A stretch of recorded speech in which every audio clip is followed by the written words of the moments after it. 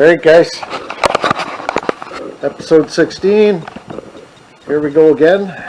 I'm in a renovated shop now guys. I got it a little bigger. I spent a little time and we knocked down some walls and moved some things around so I can actually work around vehicles in here now. Now if I could only get the ceiling a little higher and get a hoist in here, I'd be very happy. Now we're going to do things a little bit different.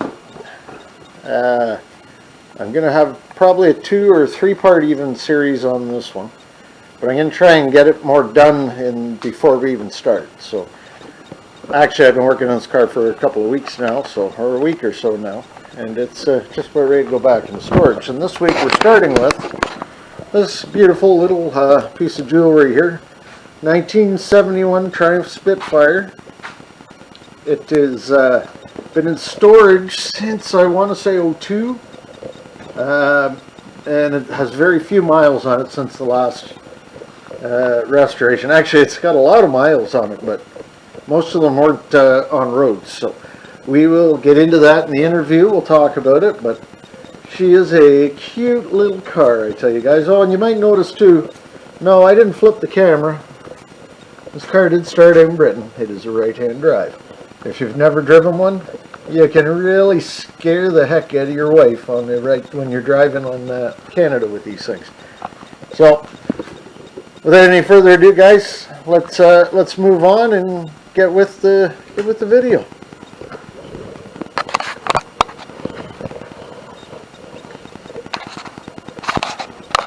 You know what? I can see there.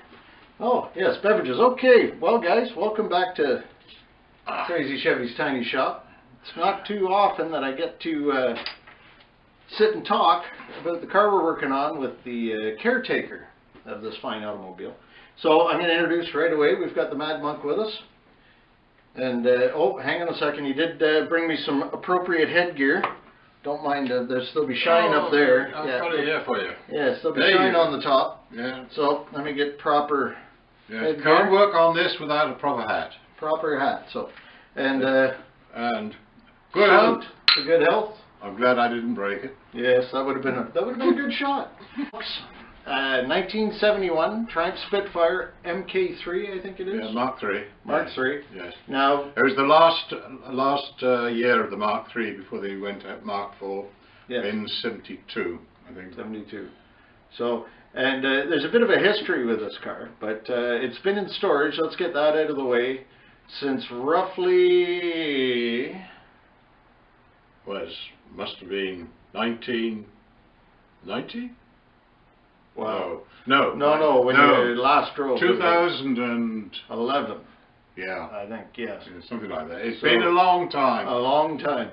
So, and originally you purchased it in 1982, and there was a bit of story to that because you'd had another one prior. Well, that's right. I had the Mark IV, 72 Mark IV, and I walk funny now because of what the nice lady in a Ford Escort did to me. Well, you'll see that picture here to give you an idea of the durability. I'm going to try and roll through some photos while we talk here, guys, of the history of the car. Yeah, I'll tell you a little bit about that a little later on when we come back to the first rebuild of this thing. Yeah, so you purchased it originally in 82.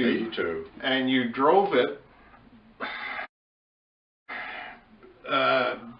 Not very far indeed. No. I was too busy to actually get doing too much to it. Yes. And then. So let's try cutting back to where we were. So driving it, yes, that was while we were in England. We drove it a bit because my wife and I and 2 small children, we would travel to England every other year from Canada after we moved here in '78, and my father had died, so we needed a vehicle to ride, and my mother sold the other car, and I don't think she was too happy that we bought a Spitfire, but never mind. And we stored it in her garage until '87. That's when we brought it to Canada. The first time. The first time, and it was in southern Ontario. And joined, we also had at that time an MGC and a Mark II Jaguar. So it wasn't on its own. No, is that the same MGC that we're going to see That in you'll the see next later video? on. Yes, we're indeed. We're going to bring that one Sadly, you won't see the Jaguar. Not that Jaguar. Not that one. We may do something with the newer Jaguar at some point. But the other one, that will tell you about when we went in a little while. A little while, yes. 87, that's when it came, and then while it was over here, the high school where we were, they had an auto shop for students to learn trades. And I said, would you look after this, because it needed a little tender loving care in the body department. But it was only just before we had to leave for England again for 10 years. So it stayed there to be done and then to be shipped. I only found out later that they'd used the wrong colour, left the top off, left it outside, and left it a mess. And left it a mess. And we're going to show you pictures of how I found it when we came to visit. That was in 1990, I think. That was in 1990, yes. So then you shipped it back to the UK as a mess? Yes, with the MG and the Jaguar. We sent all three. You boxed everything up, crated it, and on the ship it went. Yeah. Clocking up the kilometers. It did indeed. Yes. So it made it back to the UK. And I'm assuming that you brought it back in 1990, and it sat there till 93. 93 is when we brought it back in the ship. Yes. Yeah. And he went to a place where I dealt with, who were looking after the cars that we had. Yes. And while I was there, he suggested that this particular firm who would rebuild the Spitfire if I gave them this old Mark II Jaguar, which needed an awful lot of work. It was too expensive for me to do much with. But the guy stole them. And I mean, he did steal them. Stole them. Yeah, he stole them. There's a story behind that, but I won't go into that because it's too unnecessary. And it took me, I thought I'd lost them, quite honestly, because I was told, well, they'll have gone overboard. Yes. And but then then this guy at this shop, he said, oh, I hear that there's a Spitfire in a pub car park about 40 or 50 miles south of here. It's just sitting there. So I picked up my church warden, we took a trailer and went down, and there it was, sitting out in the middle of nowhere. So you recovered it, that was in 97? That was in, 97 we did that. So you brought it home at that point? Yeah, we did. And I said to my son, who was then about 16, I think, 17, something like that. Yes.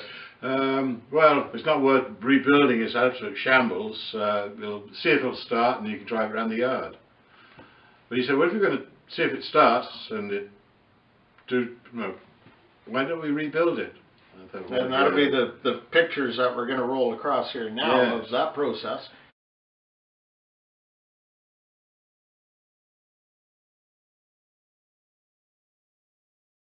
And that was a father-son project. Yes, we bonded quite well. Yeah, and I'd like to point out it's a sad state of affairs we're in now, where for a father and son to do a project like this is very difficult to find a car where a father and son, and we need more of this in our society these days. We do. A father-son working together, bonding, and building a car. But unfortunately, it's so difficult now to not only find a project vehicle that is easily worked on. This is one of the advantages that we'd already rebuilt a Land Rover, and as you know, it's just a big Meccano set. Yes. And this is no electronics on it. It's one step above plastic, though. It's aluminum. Yeah. So it is indeed. But anyway, you guys started rebuilding it. Yeah, we took it all apart, and my big concern was, what was the chassis like? Yes. And we found that it was in fact solid. And this is where I'm not going to preach, but it did remind me of Luke chapter 6, where Jesus talks about a house on sand and a house on rock, and you know, you build something on something solid. And it just reminds me, if it hadn't had that rock of a solid chassis, which we found there's not a bit of rust on it. The other car which this lady drove into me and over the top of me and put me in hospital for a long time, if it hadn't been for that chassis, I wouldn't have been here. It was that rock, the rock solid chassis. Yeah, so we've shown pictures of that. So that was, anyway, we acid dipped it or soda dipped it or something and galvanized it. Yes. And started the rebuild with new floors, shocks and springs and all this sort of thing. New harness, iron harness. So today we'll have to see if that's still working all right. Yes, well, we're messing with the battery and such now, and the car's a lot farther along than when we brought it in. We're doing this interview a few days after it's arrived in my shop, but we'll get into that after. But then, so you guys finished up, and when you were telling me that you were putting the carpet in when you heard that the towers came down on 9/11. Yes, we put the new paneling and new carpeting and in it, and it had gone to a friend of mine who was doing it, and in the course of it his wife came out and said something terrible has happened, and so he broke off putting the carpet in and watched the towers, the two towers in New York, 9/11 fall. Yes. And we took the next plane out after 9/11 when there was finally flights going again. And that's how close we were. And yes, and I think I saw in pictures you just barely got it put back together, and you packed it full of various accoutrements and onto the ship it went. And boot rack, is that what you call it? Oh, your bonnet rack, your luggage rack on the bonnet. Yeah, no, which I noticed. The bonnet is at the front. Sorry, the bonnet. No, the boot rack. Trunk. Yeah. Sorry, Canadian me. I don't get all these right yet. So the boot, do you still have the boot rack for it? I do. And are we going to put it back on, or is it going to stay off? Well, what do you think? I don't know. We'll bring it over one of these. We'll decide. We'll decide. Yeah. But we need to get it running and take it for a drive first, since it hasn't ran. So then let's just continue on with the story here. So you brought it then. It came over on the ship, and I believe we're not going to mention towns because we really don't want anybody stop by for a visit to have a look at the cars. But it was, we lived about 2.5 hours north of where it arrived on the container. And after that, it sat and sat. There are pictures of it sitting. Yes. It wasn't driven because, again, we were too busy to do much, and we also had the other car. And then in 2011 we moved and pushed it into a garage where our children were staying while they were in college. And then it sat there till, I guess, 12, I think you were saying? During that time, our son insisted on changing the wire wheels because the other ones were, if to use the Welsh term, they were crap. Yes. Sorry, mother. They are a prime example now. I'm sure you'd be hard pressed to find them at the price you paid for them back then. Yes. Now the tires, we're going to have to talk about the tires because they're very dated. But they're brand new tires, but they're very dated. So yeah, they'll do what we have to do. Yes, we're not going to run any rally races with them, and we don't have to safety the vehicle. No, because it's registered. I don't know if any of you have ever dealt with a safety in Ontario, but they can be quite the. And I just want to have a quick look here, make sure we're not talking to. Oh yes, we have 9 minutes 24 seconds left on that card. So, okay. All right, guys. We don't have a cameraman here, and we're just kind of, we're spitballing and chit-chatting. Yeah. So it sat there. It came to your present garage in around 12 when you purchased built your cottage with the garage. Yeah. Okay, we can kind of. It sat there, collected dust until about I want to say 4 or 5 days ago. when we Well, backed that's the trailer. about it. That's about it. Yes, we backed up the trailer, and I'm sorry guys, I didn't get any footage of that, but we will get some footage of the next one we're going to bring out, which, just an idea, is a really pretty British green, British racing green. I got to get that right. BRG. Yeah, they weren't really that fast, but British racing green. I keep wanting to put an LS in it, guys. He won't let me. He's a right heathen, this guy.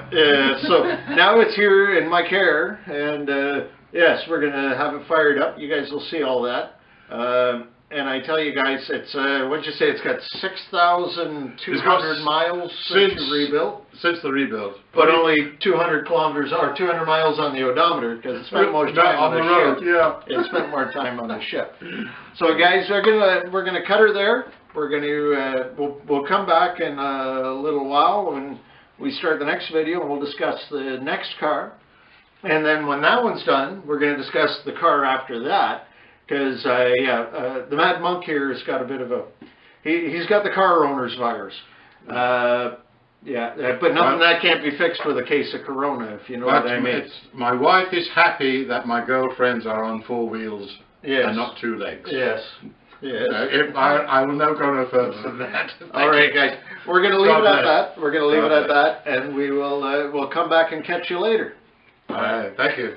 Thank you. All right. Let's see. All right, guys, just had to sit down with the owner of the car and a bit of a chat, and we're going to, hang on, he brought me something. Apparently that's not the proper head attire, so we got a proper flat top, working on the British cars, goes with the beard.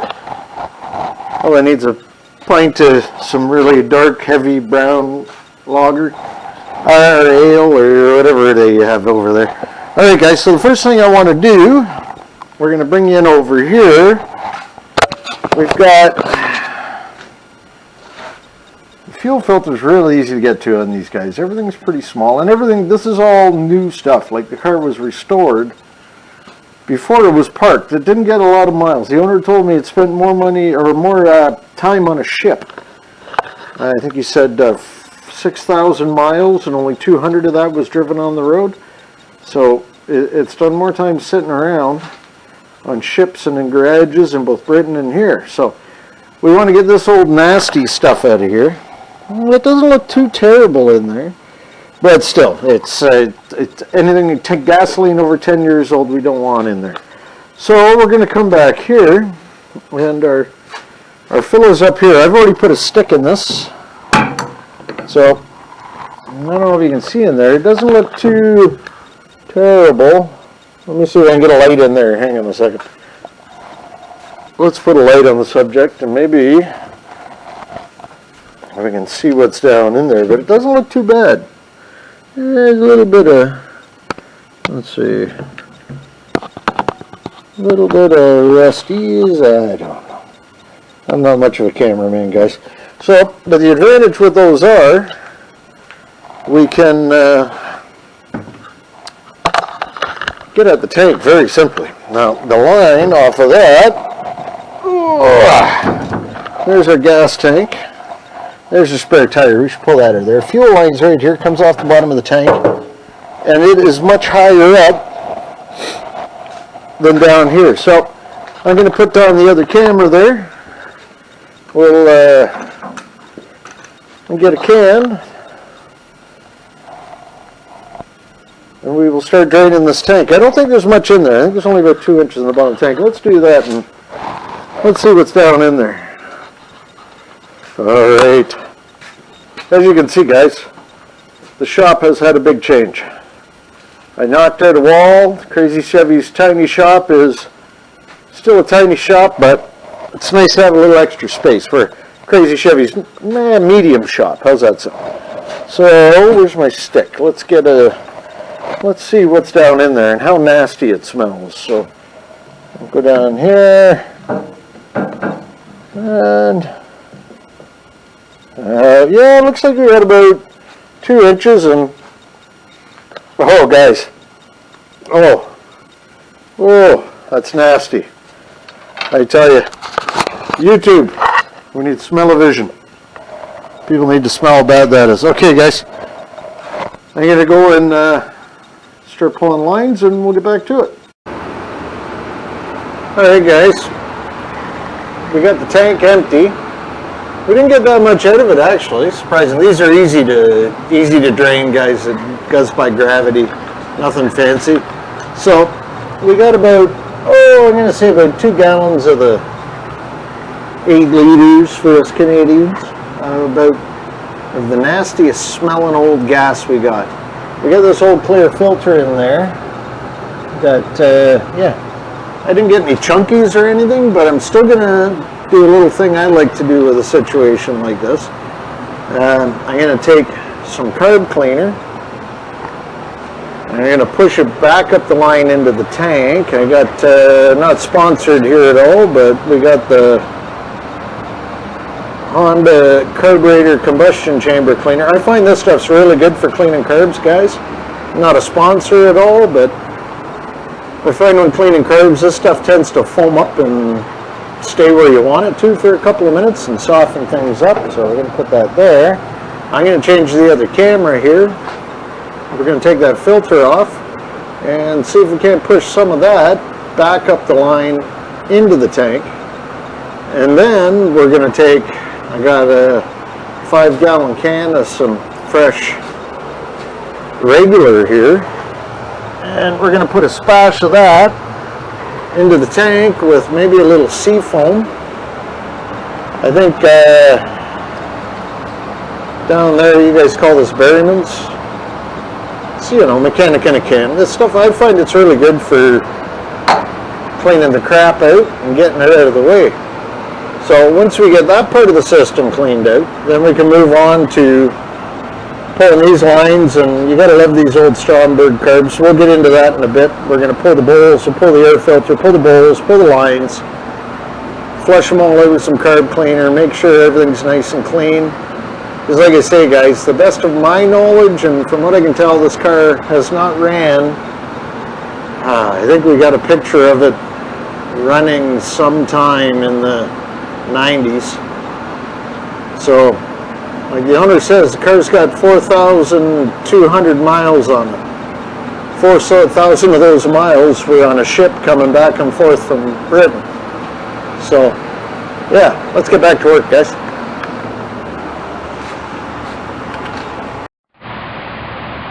Alright guys, we got 5 gallons of premium here, high test, 91 octane, best we can get up here. In my area anyway, someplace you can get 94. But this is the only thing we can get that does not have ethanol in it. Now, I wouldn't run regular in this old girl because all them old rubber seals do not like that ethanol. So, we're using the premium. Now, I did give it a half a can of the seafoam, Berryman as you guys call it down there. And we'll give her a bit of a mix up. And then we can see if we can get it in the car and how much of a mess we can make. Now, these are a bit of a challenge because the filler spout is actually right above the trunk on the top. So, putting it in with a jerry can can be interesting. Well, let's see how we make it. At least we don't have one of them stupid safety cans. Some of the ones you guys got down there in California, man, those things would be annoying. But this is a vented can. It's actually double vented, so it's not too bad. Alright, guys. It's not a one-handed can, that's for sure. Alright, so I got my big funnel in here. And let's see how much gas we can get on the car. Oh, that was the other thing. I want to get a shot of... hang on, guys. Alright. Now, put something else on that truck there. What do we got? We got her. Geesh. Alright.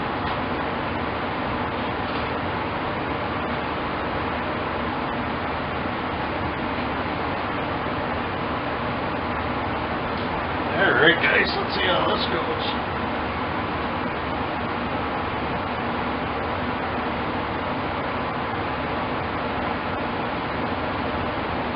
We're going to put some in and then we're going to stop and see, make sure it's not going all over the floor.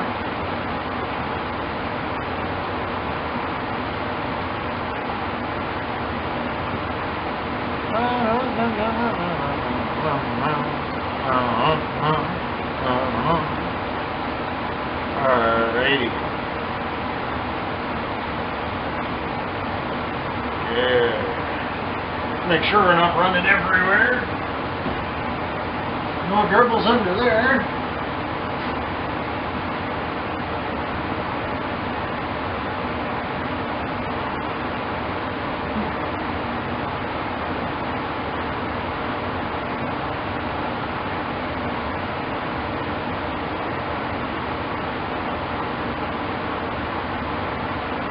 Filter ain't going up yet, but I don't see it running all over the place.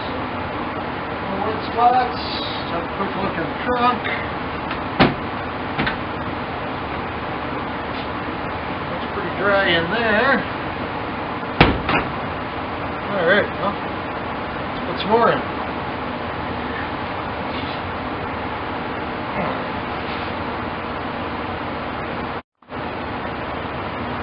Alright. That filter up front, see if we're getting anything. Probably as soon as I start cranking though, it's probably gonna work its way through, if you know what I mean. Alright.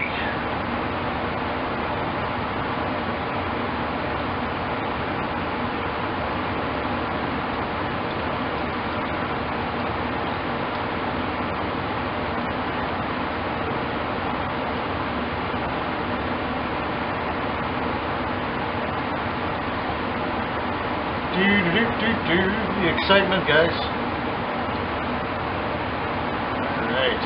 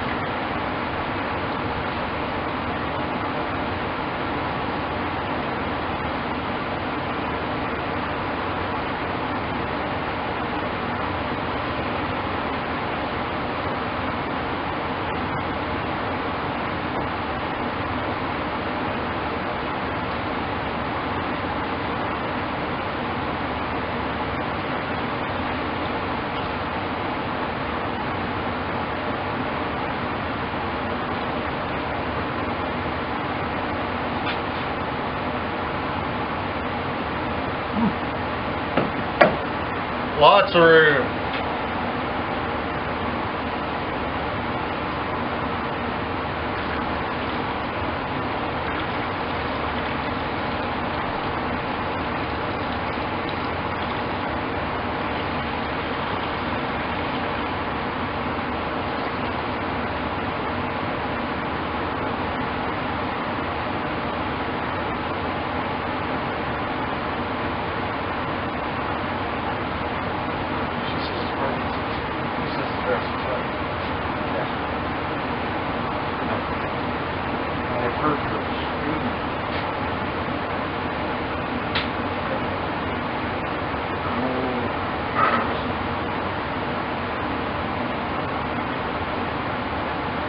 Alright. One full tank, guys. Well, I don't even know what's in there now. How much of that gives? Light. Pretty light. Let's see what we got in there.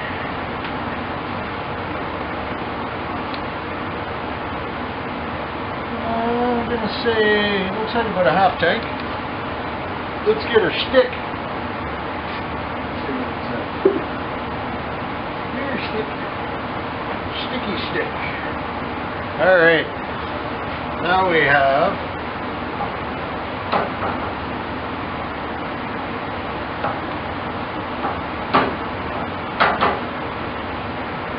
wow. About a third of a tank. That's a big tank. I didn't think it was that big. That smells way better now. Alright guys. Alright guys, now you remember we put some marble mystery in there in the cylinders. This battery back on.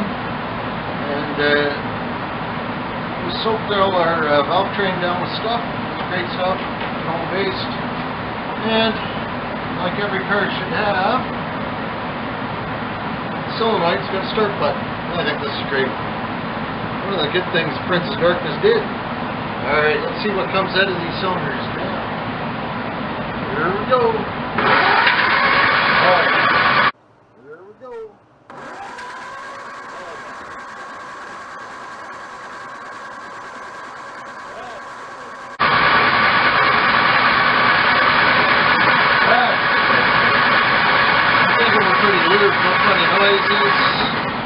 Oh yeah. See, I put the sheet up there just to catch that, and of course made a mess of my clean floor. But hey, that's all the fun. So, we'll spin that again.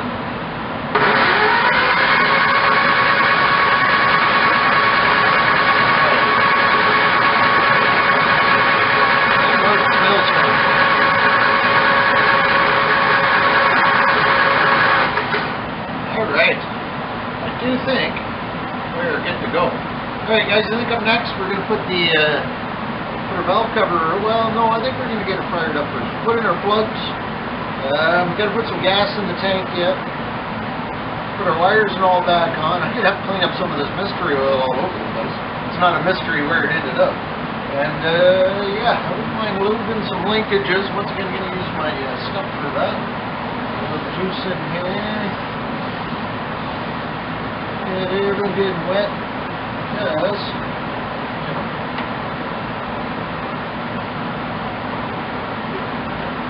Make sure it's nice and free. Alright guys. Okay. Next up, spark plugs. They're all here. And yeah, I'm going to grab a rag and do some wiping and cleaning and then we'll be back.